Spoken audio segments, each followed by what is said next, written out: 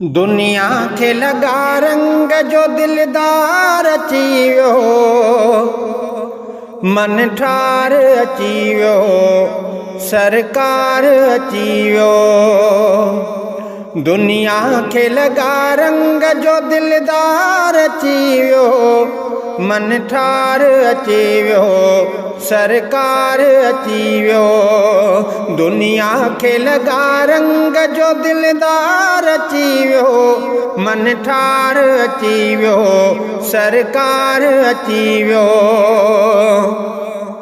मुर्कन त मिठायूं न मिसल मोहब्बत जे भायां, लब पाक शफ़क़ शाम जी लालाण सजायां।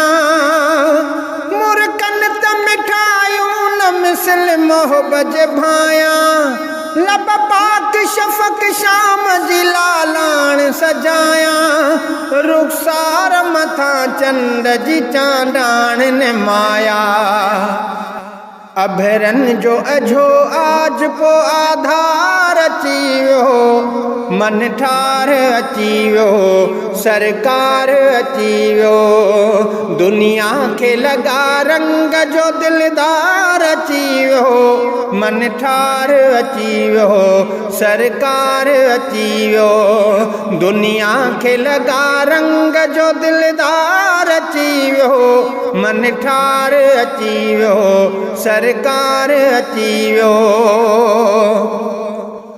आ पाक पैगंबर जो पसीनो बेअतर जां, दंदान मुबारक बि थिया इल्मास ऐं मरजां। आ पाक पैगंबर जो पसीनो बेअतर जां, दंदान मुबारक बि थिया इल्मास ऐं मरजां।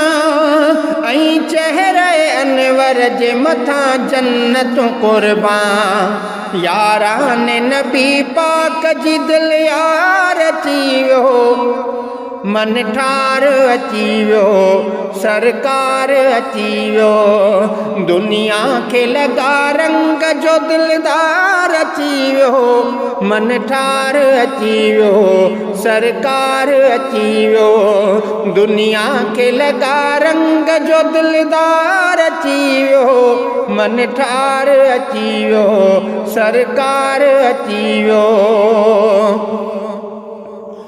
कुरान में तारीफ़ जो हर रंग निरालो, वशम्स ज़ुहा पाक जबी जंहिंजो हवालो। कुरान में तारीफ़ जो हर रंग निरालो, वशम्स ज़ुहा पाक जबी जंहिंजो हवालो। वल्लैल ज़ुल्फ़ुन जी सॼे सूंह जो नालो, संसार जे सिंगार जो सरदार अची वियो, मन ठार अची वियो, सरकार अची वियो।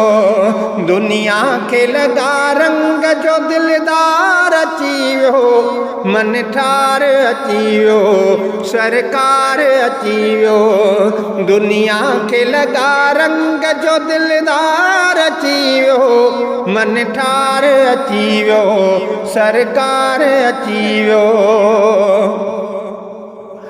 हर कंहिं ज़बान तरानो लक ज़िक्र के, मोतिन जो चवां गंजम सरदार तो सदर के।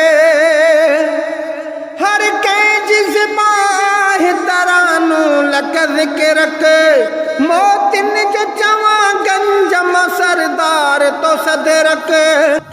तारीफ़ लिखे चांडियो भला छा अब्दुल मालिक, महबूब मके में त मणियादार अची वियो, सरदार अची वियो, मन ठार अची वियो। दुनिया खे लॻा रंग जो दिलदार अची वियो, मन ठार अची वियो, सरकार अची वियो। दुनिया खे लॻा रंग जो दिलदार अची वियो, मन ठार अची वियो सरकार अची वियो दुनिया खे लॻा रंग जो दिलदार अची वियो मन ठार अची वियो सरकार अची वियो।